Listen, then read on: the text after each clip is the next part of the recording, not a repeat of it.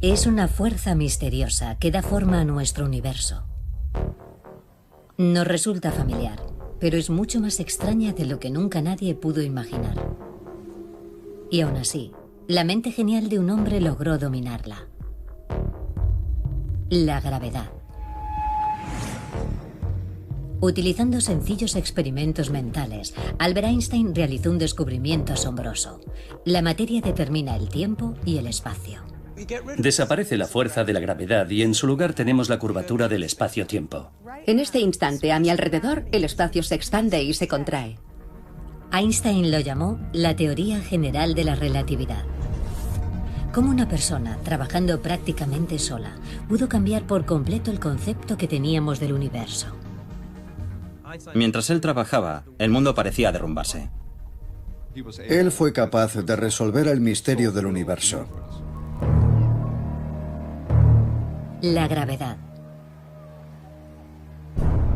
La fuerza más familiar y a la vez la más misteriosa de todas las fuerzas de la naturaleza.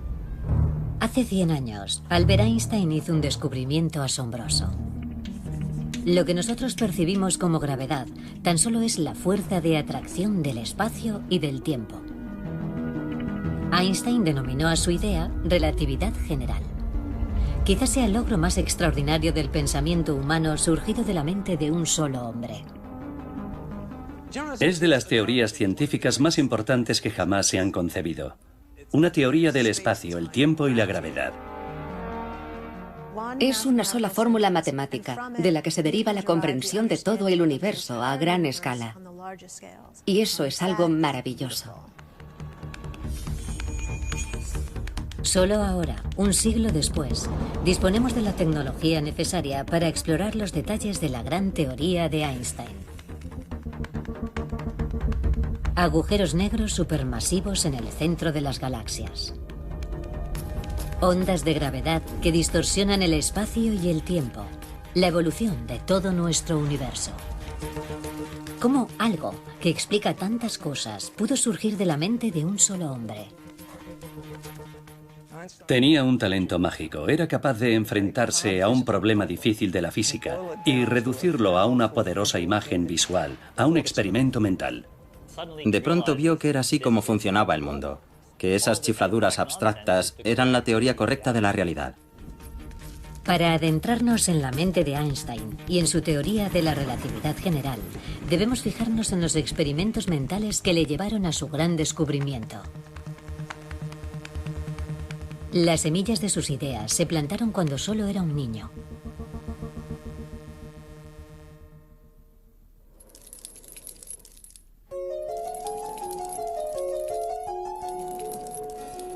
Einstein creció en una pequeña casa de Múnich, en el sur de Alemania. Desde muy pronto dio muestras de tener una personalidad especial. Einstein era rebelde, un solitario y sentía curiosidad por todo. Tardó mucho en hablar, tanto que sus padres consultaron a un médico. Él decía que quizá por eso sus experimentos mentales los pensaba con imágenes. Su hermana recordaba que hacía castillos de naipes con barajas. Sin duda era un soñador, pero también era constante. Hermann, su padre, fabricaba equipos eléctricos. Fue él quien alentó el interés de su hijo por la ciencia. En cierta ocasión le regaló una brújula. A muchos nos regalaron una brújula cuando éramos niños. Decíamos, anda, mira, la aguja se mueve y señala al norte. Y luego nos fijábamos en otra cosa. Pero después de eso, Einstein dedicó toda su vida a comprender qué es lo que hace que las cosas se muevan, a pesar de que nada las esté tocando.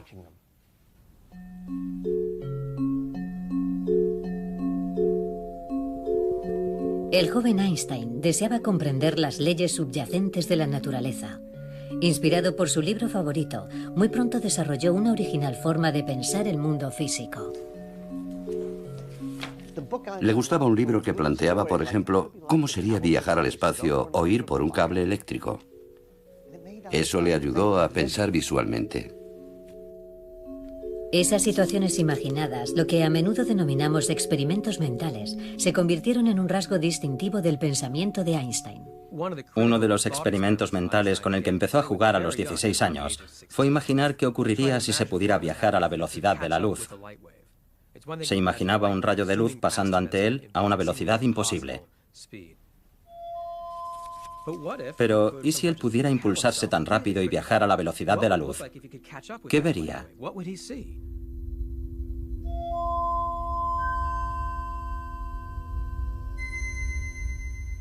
Contó que aquello le causó tal ansiedad que le sudaban las manos. A los 16 años, si a nosotros nos sudaban las manos, no era por un rayo de luz. Por eso era Einstein.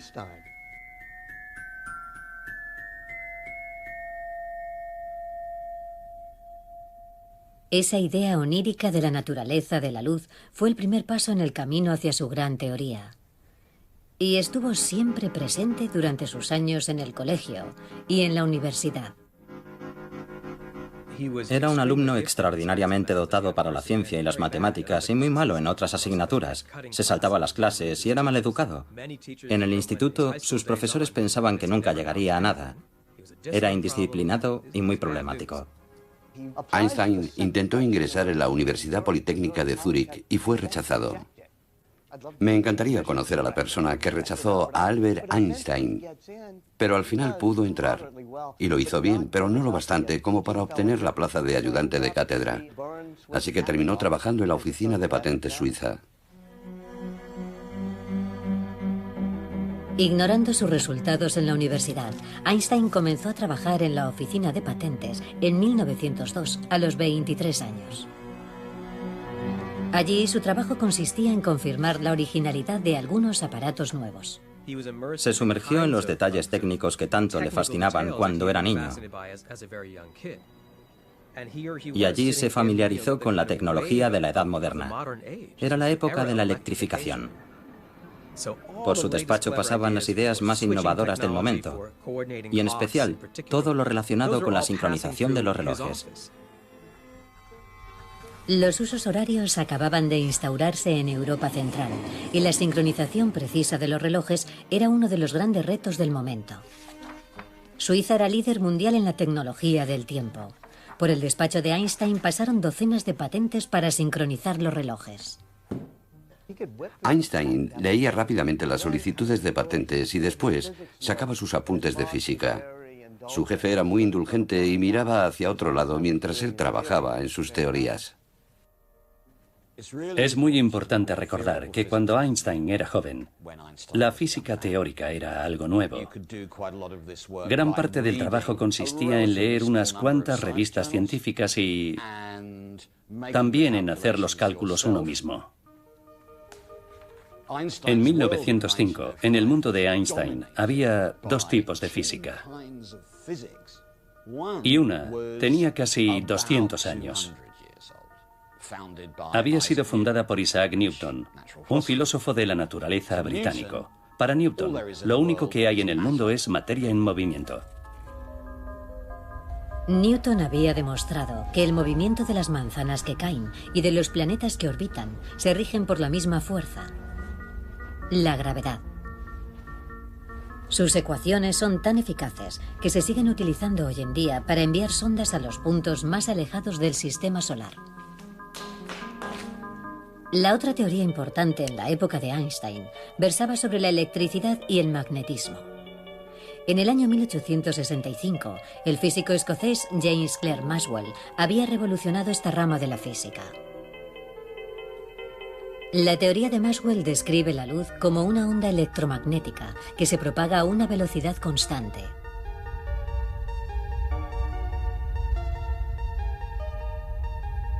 En el mundo de Newton, la velocidad de la luz no es constante. Einstein creía que había una contradicción entre la teoría de Newton y la de Maxwell. Ambas no eran compatibles. Y una de las cosas que Einstein más odiaba eran las contradicciones. Si hay un tipo de física que dice esto y otro tipo de física que dice esto otro y son diferentes, es una señal de que algo está mal y habrá que arreglarlo.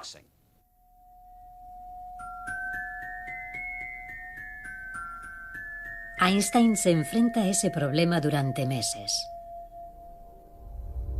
Finalmente, para resolver esa contradicción, se concentra en un elemento clave de la velocidad, el tiempo. Se da cuenta de que cualquier enunciado sobre el tiempo solo es una pregunta sobre qué es simultáneo. Por ejemplo, si dices que el tren llega a las 7, eso significa que llega al andén simultáneamente con un reloj que marca las 7. En un brillante experimento mental, Einstein se pregunta qué significa realmente simultáneo y concluye que el flujo del tiempo es diferente para un observador que se mueve que para otro que permanece inmóvil.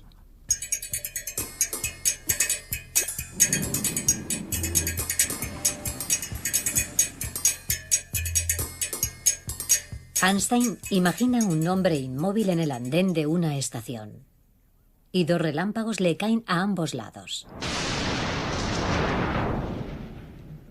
El hombre del andén se encuentra exactamente a la misma distancia de los dos puntos de impacto y sus ojos ven la luz de los dos relámpagos justo al mismo tiempo.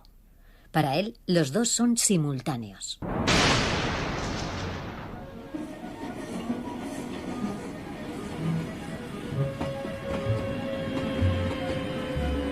Después, Einstein imagina a una mujer en un tren que va a gran velocidad.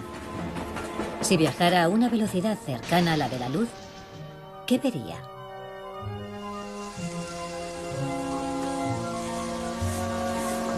Mientras la luz viaja desde los puntos de impacto de los relámpagos, el tren se moverá hacia uno de ellos y se alejará del otro. La mujer verá antes la luz del relámpago que ha caído en la cabecera del tren. Para ella hay un intervalo de tiempo entre los dos relámpagos. Pero para el hombre del andén, los dos relámpagos son simultáneos.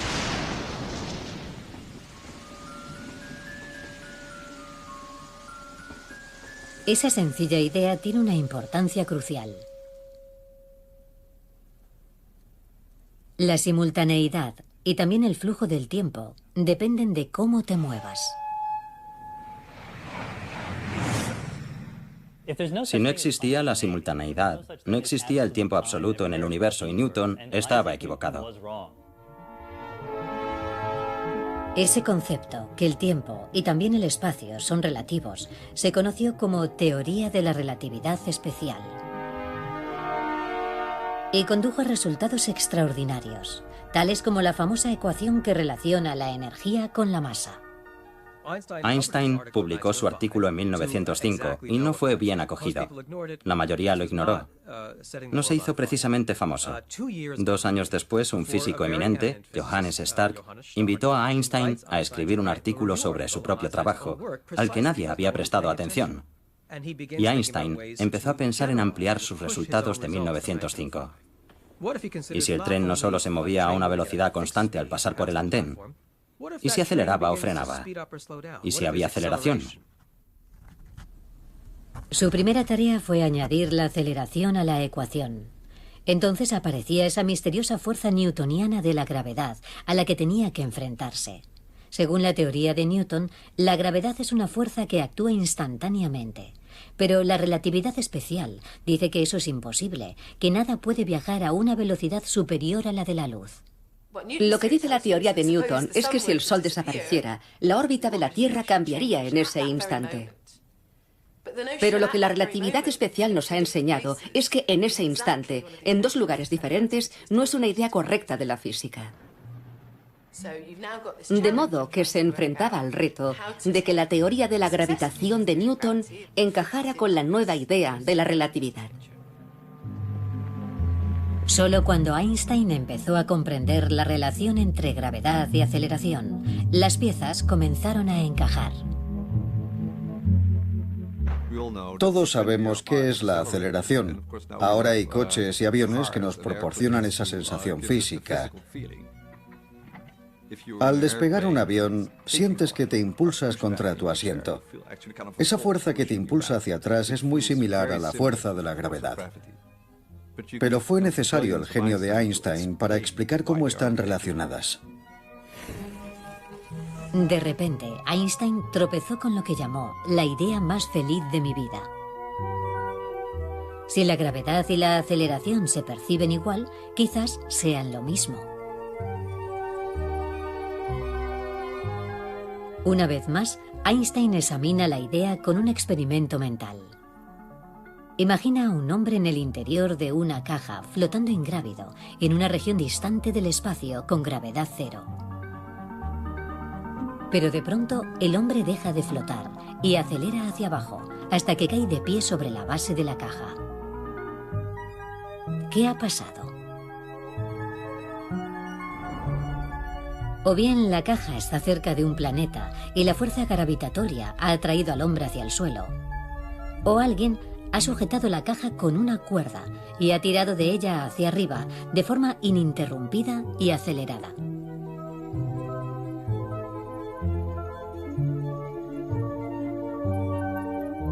Entonces, ¿qué es? ¿Gravedad o aceleración? Sin poder ver el exterior, el hombre no sabe cuál es la causa de que haya caído al suelo.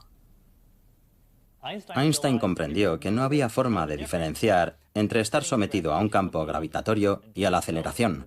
Son situaciones equivalentes. El que la consecuencia sea la misma y se produzca el mismo resultado significa que la gravedad es aceleración, no que sea igual que la aceleración, es lo mismo. Es un gran hallazgo.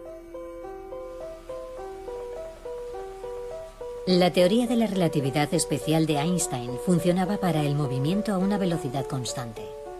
Aplicando sus ideas a la aceleración, podía empezar a formular una nueva teoría de la gravitación.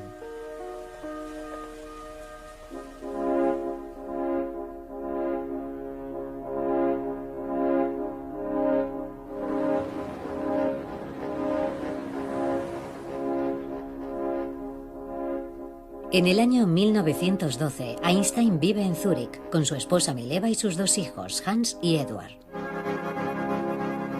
El mundo académico había entendido la importancia de la relatividad especial y su carrera empezaba a despegar. Ahora es profesor en el famoso Instituto Tecnológico Federal Suizo, pero dedica todo el tiempo posible a trabajar en su teoría. Einstein necesita las matemáticas para describir cómo se mueven los objetos en el espacio y en el tiempo, y muy pronto se da cuenta de que la peor herramienta es un extraño pero poderoso concepto llamado espacio-tiempo. Si pienso en el espacio, puedo encontrar cualquier cosa si sé dónde está el norte-sur, el este-oeste y arriba-abajo, 3 puntos. Pero eso no significa que pueda encontrarlo, porque también necesito saber dónde está en el tiempo. Tendré que conocer no solo las coordenadas espaciales, también las temporales. Solo así podré empezar a pensar dónde está en el espacio-tiempo. Imaginemos que una cámara filma una acción, captando en un solo fotograma cada acontecimiento en el tiempo.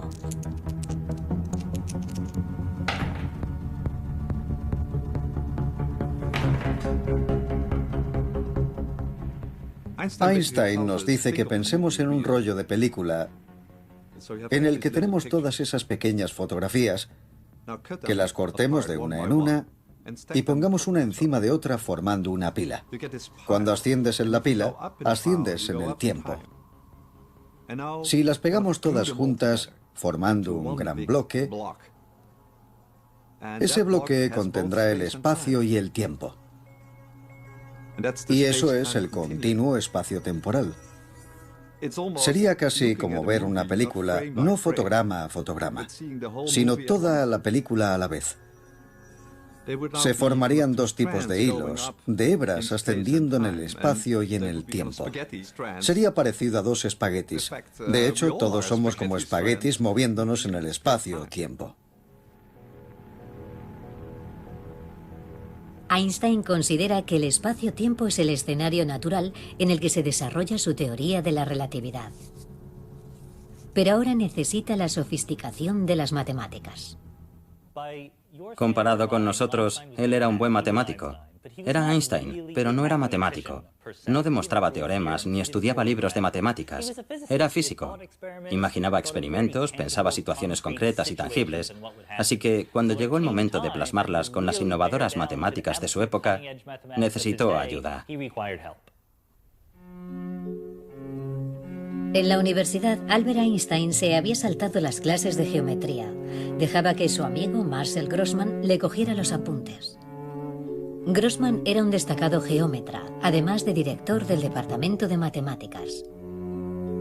Fue él quien sugirió a Einstein que usara las matemáticas avanzadas, en las que la forma del espacio-tiempo podía ser curva. Como el espacio-tiempo tenía una geometría, pensó, bueno, quizás sea la forma real del espacio-tiempo la que causa la gravedad. Tras meses de trabajo, Einstein tuvo una idea extraordinaria. ¿Y si el espacio-tiempo está modelado por la materia y es eso lo que nosotros percibimos como la gravedad? En su esfuerzo por descubrir qué causa la gravedad, tuvo una gran intuición. La masa simplemente distorsiona a su alrededor la forma del espacio-tiempo. Y si obvias la fuerza gravitatoria, en su lugar tienes la curvatura del espacio-tiempo. En el universo de Einstein, si el espacio estuviera vacío, sería plano. No pasaría nada en él. Pero en cuanto introduces cuerpos, estos deforman el espacio-tiempo que les rodea. Eso causa una desviación de la geometría y las cosas comienzan a moverse.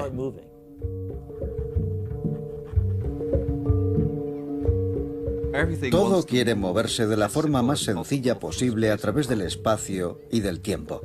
Pero Einstein nos dice que la masa esculpe el espacio y el tiempo, y que ese movimiento curvo a través de esa escultura es la fuerza gravitatoria. Pensamos que si sentimos presión en las suelas de los zapatos o que un objeto se cae si lo soltamos, es porque hay una fuerza que nos atrae hacia el centro de la Tierra. La relatividad general dice que esa no es la forma correcta de pensar. Lo que realmente pasa es que tu camino natural en el espacio-tiempo te dirige hacia el centro de la Tierra y el suelo se interpone en tu camino impulsándote hacia arriba. Pensamos, la fuerza de la gravedad, pero Einstein nos dice, no, la curvatura del espacio-tiempo.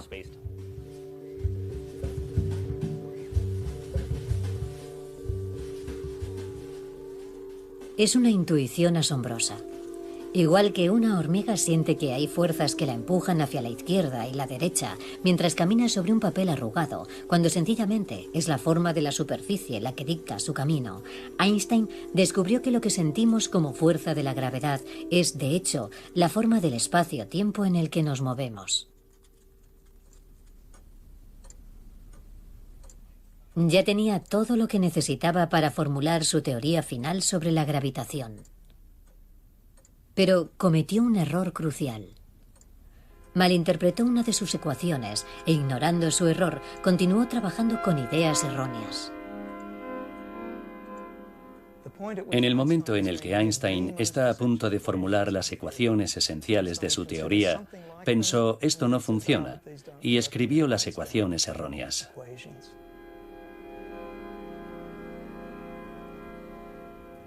Lo que siguió a continuación fueron momentos de esperanza y de desánimo.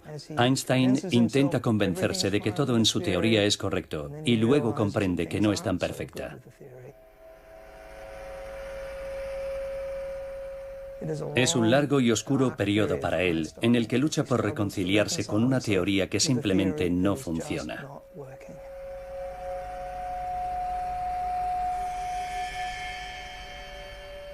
Dos años después, Einstein vive en Berlín. Con solo 36 años, ha conseguido uno de los puestos más prestigiosos en el mundo de la física, pero aún sigue luchando con su teoría.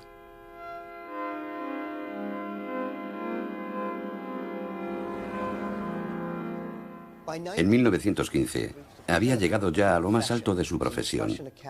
Pertenece a la Academia Prusiana de las Ciencias y es profesor en la universidad. Pero su matrimonio fracasa y su esposa e hijos regresan a Suiza. Está solo en su apartamento de Berlín. Y ahora tiene un rival. Einstein había compartido con entusiasmo sus ideas con el brillante matemático David Hilbert. Hilbert quedó tan impresionado que decidió trabajar él mismo en la teoría. Así que Einstein compite por llegar primero contra el mejor matemático del mundo.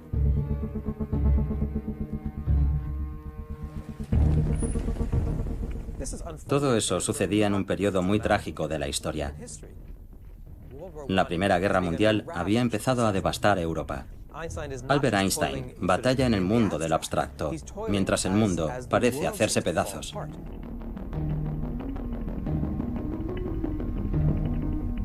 En el mes de noviembre de 1915, Einstein debe presentar su trabajo en una serie de 4 conferencias semanales en la respetada Academia Prusiana de las Ciencias. Pero él aún sigue luchando por formular sus ideas. Mientras se enfrenta a ese reto, recibe cartas de su esposa desde Zúrich, urgiéndole a cumplir sus obligaciones económicas con su familia y discutiendo los detalles sobre el contacto con sus hijos. Cuando comienzan sus conferencias, su teoría sigue aún muy lejos de estar terminada. La presión que siente es enorme. Einstein daba una conferencia, la revisaba y volvía a darla. Descubría errores, los corregía, se subía al estrado, explicaba lo que estaba mal en la conferencia de la semana anterior, lo corregía y seguía adelante. Hizo lo mismo una y otra vez durante 4 semanas. Su trabajo para convencer a todos de la verdad de la radical y absolutamente original teoría de la relatividad que proponía es uno de los periodos más fructíferos de la historia de la ciencia.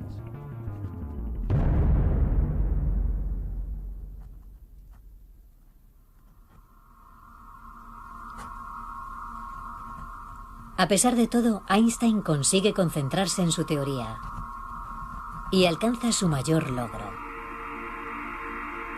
Pone a prueba sus ecuaciones con un problema que la teoría gravitatoria de Newton no había podido resolver: la órbita de Mercurio. La órbita de Mercurio alrededor del Sol tiene una anomalía que la teoría de Newton no podía explicar. Se desvía ligeramente cada vez que completa su órbita. Einstein calcula la órbita con sus nuevas ecuaciones.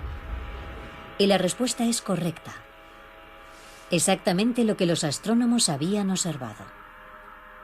Había encontrado la ecuación final para su teoría de la relatividad general.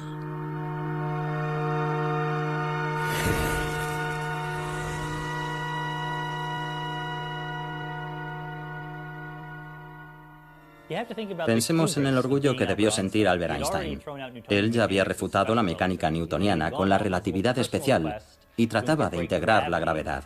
Finalmente lo había reducido a una cifra que ya había sido observada: el recorrido de la órbita de Mercurio. Y milagrosamente, si el álgebra hace su trabajo, obtienes la respuesta correcta. Y de repente, deja de ser un juego con ecuaciones. Einstein se da cuenta de que así funciona el mundo. Todas esas locuras abstractas eran la teoría correcta de la realidad. Einstein por fin puede presentar una teoría exitosa. Ese es un momento triunfal, uno de los grandes momentos de la historia de la física. Y para él fue una victoria contra toda probabilidad. Lo había conseguido.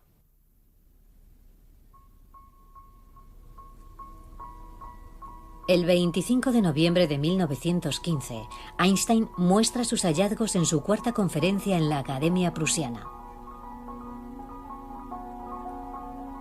Allí presenta la teoría general de la relatividad.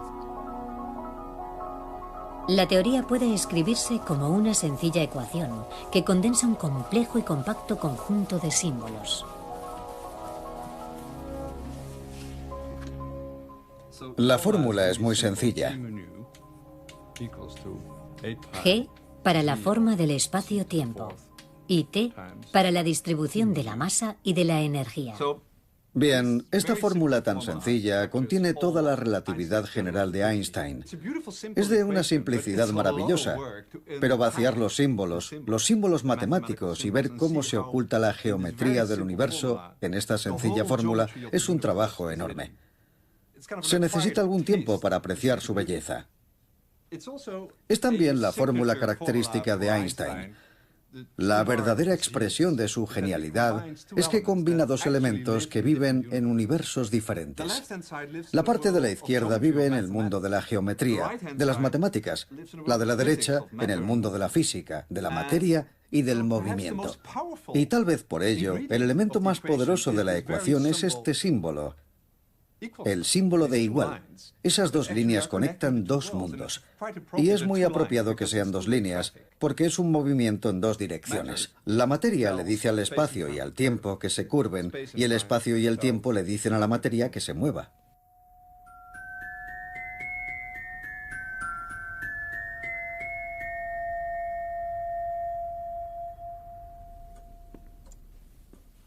Cuando Einstein presentó su gran teoría, muy pocas personas la entendieron. Necesitaba una forma de demostrar al mundo que los elementos de su teoría, opuestos a la intuición, eran reales. La teoría general de la relatividad podía predecir cosas que parecían muy extrañas. Por ejemplo, la idea de que la luz se curva cuando pasa cerca de un cuerpo muy pesado. Nadie había investigado eso antes, ni se había observado nunca. Einstein estaba desesperado por conseguir que los astrónomos hicieran esa prueba. La teoría de Einstein predice que cuando la luz de una estrella distante viaja cerca del Sol, el espacio curvo que rodea el Sol curva la trayectoria de la luz. En el mes de mayo de 1919, el astrónomo inglés Arthur Eddington viajó a la isla africana de Príncipe para registrar imágenes que demostraran ese fenómeno. Eddington fotografió estrellas durante un eclipse solar total, de forma que la luna bloqueaba casi toda la luz del Sol y se veían pequeños rayos de luz alrededor del Sol. De lo contrario, habría sido imposible. Eddington comprobó que la posición de las estrellas había cambiado en comparación con el lugar donde habrían estado si la masa solar no hubiera desviado la luz desde una gran distancia. Eddington demostró que la teoría general de la relatividad de Einstein era correcta y que se había producido una revolución en la ciencia.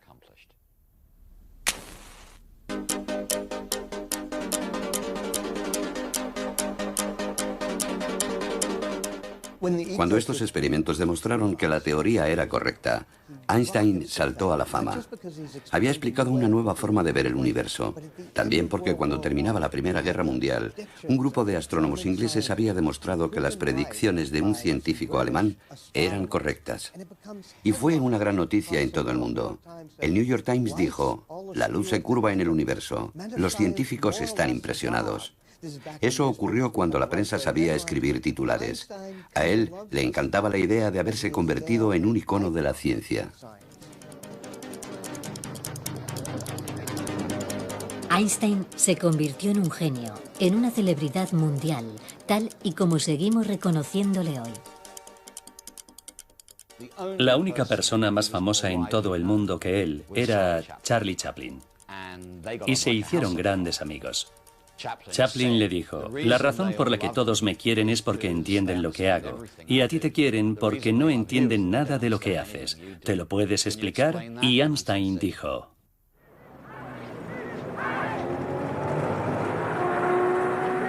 Pero en el Berlín de los años 30, el partido nazi sigue ganando poder. Como científico judío, Einstein está cada vez más expuesto a las turbulencias políticas. Declaran que las teorías de Einstein son estéticamente repugnantes para la sensibilidad aria. No solo atacaban al científico judío, había gente que denunciaba la relatividad general.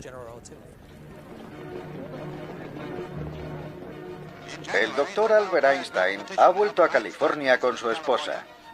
Einstein empieza a viajar a Estados Unidos, donde lo reciben con los brazos abiertos. En el año 1933 se instala con Elsa, su segunda esposa, en Princeton. Allí trabajará en el Instituto de Estudios Avanzados. En la actualidad, el instituto está dirigido por el profesor Robert D. Graf. Básicamente trabajaba solo, igual que solía hacer en Berlín. siempre muy concentrado en sus ideas más profundas y luchando por entender el universo, por supuesto. Este era su despacho. En el instituto, Einstein trabajó para unificar su teoría gravitatoria con las demás leyes de la física. Con Einstein vemos el mismo fenómeno que con otros muchos grandes científicos que escalan una montaña muy elevada y en vez de celebrar su éxito, tienen el privilegio de ver un paisaje aún más amplio y todas las montañas que se ocultan detrás. Yo creo que era muy consciente de lo mucho que quedaba por hacer. Hasta el último día de su vida, intentó perfeccionar sus ecuaciones y encontrar una descripción de la naturaleza, de toda la naturaleza, de acuerdo con la geometría del espacio-tiempo. Pero la relatividad general comenzaba a perder peso frente a la ciencia dominante. La física se había concentrado en la teoría cuántica del átomo y de las partículas elementales. Una teoría incompatible con las ideas de Einstein, pero que podían ser testadas en el laboratorio. La mayor parte de la relatividad general quedaba fuera del dominio de la experimentación. En el año 1955, cuando Einstein murió a los 76 años, se creía que su teoría apenas ofrecía posibilidades para futuros descubrimientos. En física, las mejores teorías siempre nos llevan a lugares que sus creadores jamás habrían imaginado.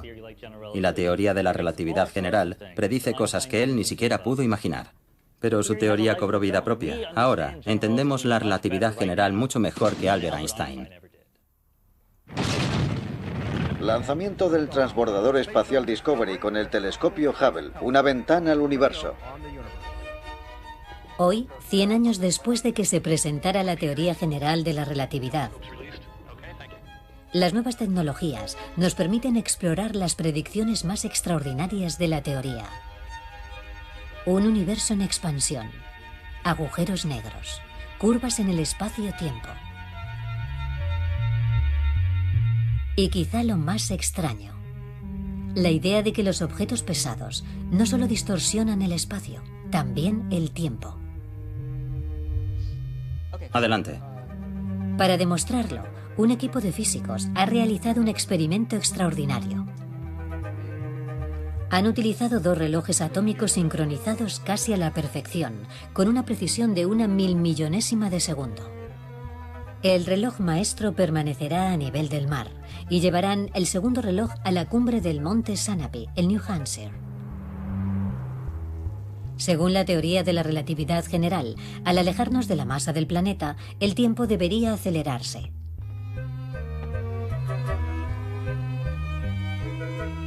Tras 4 días en la cima de la montaña, los científicos llevan de vuelta al laboratorio el segundo reloj. Allí lo comparan con el reloj maestro situado a nivel del mar. Hace 4 días funcionaban al unísono. ¿Pero qué pasará ahora? ¿Listos, chicos? El contador nos mostrará la diferencia entre la hora que marcan los dos relojes. 20 nanosegundos. En este gráfico vemos la diferencia entre los dos. Y en el osciloscopio es de 20 nanosegundos. La gravedad, la distorsión del espacio y del tiempo, se hace más débil a medida que nos alejamos de la superficie del planeta.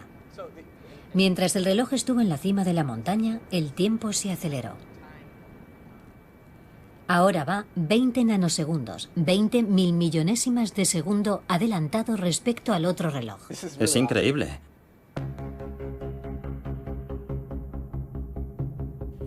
Esta distorsión del tiempo tiene consecuencias sorprendentes. El sistema de posicionamiento global, algo que todos utilizamos, no funcionaría si no lo tuviera en cuenta. Los ingenieros que construyeron el sistema GPS que usamos cada día para encontrar una dirección deben tener eso en cuenta para ajustar la diferencia temporal entre los relojes de los satélites y los receptores terrestres. Si no lo hicieran, el GPS se desviaría 10 kilómetros cada día. Los GPS usan los resultados de la relatividad general. Deberíamos dar las gracias al tío Albert cuando navegamos desde nuestro coche.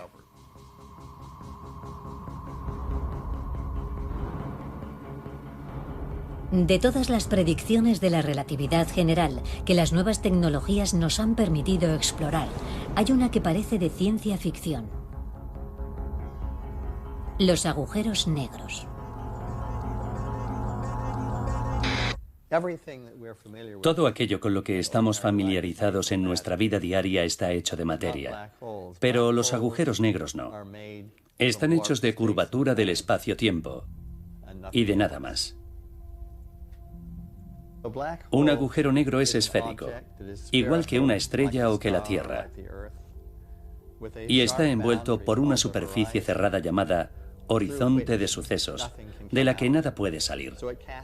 De modo que proyecta una sombra sobre cualquier cosa que haya detrás. Solo es una sombra negra, increíblemente negra. Esta simulación muestra la distorsión de la luz de las estrellas en torno a un agujero negro. Aunque Einstein sabía que su teoría predecía los agujeros negros, le costaba creer que realmente pudieran existir. El profesor Kip Thorne trabajó en el concepto matemático de los agujeros negros en los años 60. Sobre el papel, la idea tenía sentido, y empezó a pensar que tal vez esos cuerpos propios de la ciencia ficción podían existir realmente. Debe estar por aquí, en uno de estos montones. Kip Thorne apostó con su colega Stephen Hawking si una fuente muy brillante de rayos X llamada Cygnus X1 era un agujero negro. Está aquí. Sí, aquí está. Relatividad de estrellas y agujeros negros, eso es. Esta es la copia de la famosa apuesta. Stephen Hawking se apuesta una suscripción de 1 año a la revista Penthouse con Kip Thorne, quien apuesta 4 años de suscripción a la revista Private Eye a que Cygnus X1 no contiene un agujero negro de masa superior al límite de Chandrasekhar. 10 de diciembre de 1974. Stephen Hawking hizo una buena inversión porque resultó ser un agujero negro, de forma que apostó contra sí mismo para cubrirse las espaldas. Por lo menos así ganaría algo si Cygnus X1 resultaba no ser un agujero negro. Las evidencias se acumularon durante los años 70 y 80, y en junio de 1990, Stephen entró en mi despacho y pagó su deuda. Las pruebas de que Cygnus X1 era un agujero negro eran abrumadoras. Y después me llegó la revista Penthouse. Él me envió la versión británica, que era mucho más atrevida que el Penthouse americano, lo bastante como para ruborizarme la primera vez que la recibí.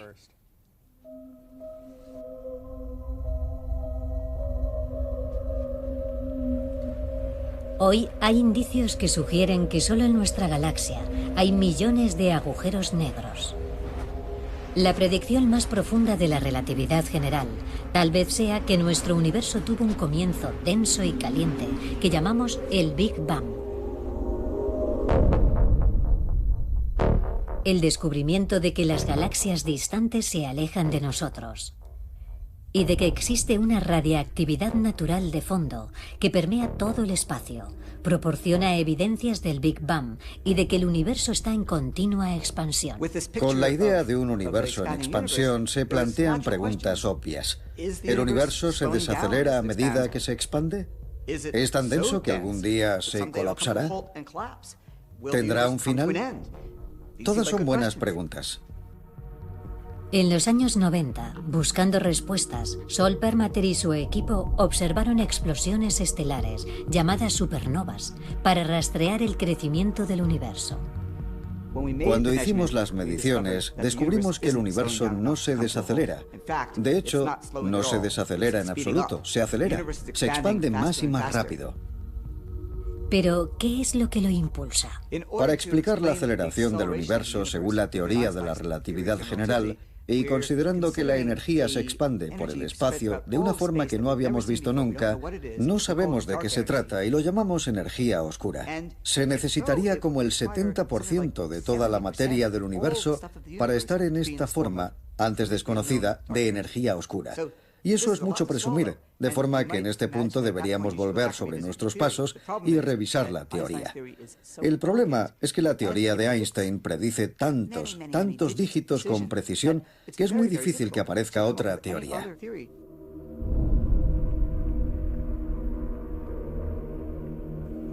Existe una última predicción de la relatividad general que aún no ha sido demostrada. Las ondas gravitatorias. Pasan cosas increíbles en el universo. Agujeros negros que colisionan, estrellas que explotan y crean ondas gravitatorias. Ondas con la forma del espacio-tiempo que viajan por el universo a la velocidad de la luz. El espacio que me rodea se expande y se contrae debido a las ondas gravitatorias que llegan desde, digamos, 2 agujeros negros que han chocado a una distancia de 1000 millones de años luz. Pero esa contracción y esa expansión, yo personalmente no podría detectarlas. Por eso intentamos construir un instrumento que pueda hacerlo. En Luisiana y en el estado de Washington, un ambicioso experimento llamado LIGO está en las últimas fases de calibración. Se espera que los rayos láser, que viajan 4 kilómetros entre 2 espejos perfectamente alineados, midan la contracción del espacio causada por las ondas gravitacionales. Eso podría abrir una nueva ventana al universo.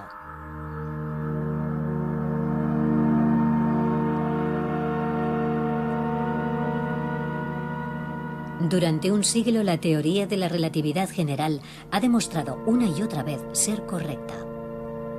Pero el mismo Einstein sabía que su gran teoría tenía límites. Sigue siendo incompatible con el mundo cuántico de diminutas partículas atómicas.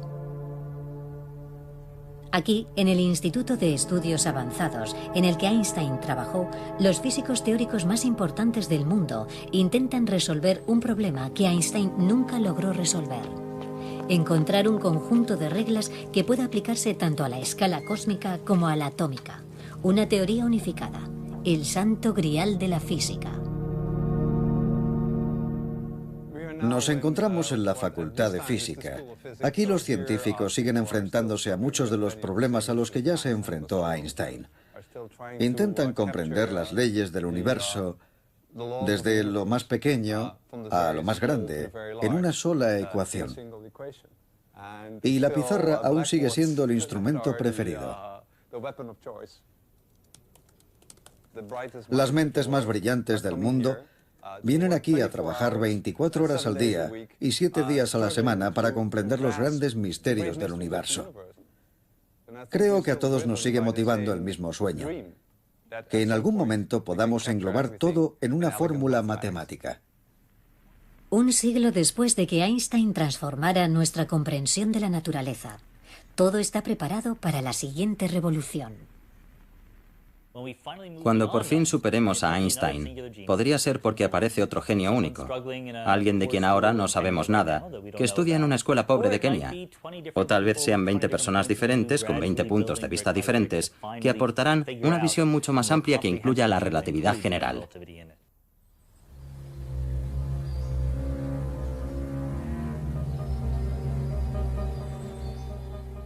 Creo que lo más importante que podemos aprender de Einstein es el poder de las ideas. Si una idea es correcta, es imparable. Es alentador que fuera capaz, solo con el pensamiento puro, de resolver el enigma del universo. Cuando apareció la relatividad general, el mundo cambió. Nuestro punto de vista sobre el mundo cambió. El origen del universo es una idea que nace de la relatividad general. Y antes no teníamos eso. A menudo me pregunto, ¿qué haría Einstein con la física teórica actual? Creo que él nos diría, seguid adelante, conseguid los detalles correctos. El universo es enorme y obedece a algunas leyes de la naturaleza. Pero ¿en qué lugar del universo se descubren esas leyes? ¿Dónde se estudian? Y así llegamos a este diminuto planeta y a un hombre, Einstein, que descubrió todo eso. Y ahora hay un pequeño grupo de personas que sigue sus pasos e intenta avanzar más. A veces siento que esta es una pequeña parte del universo que reflexiona e intenta comprenderse a sí misma.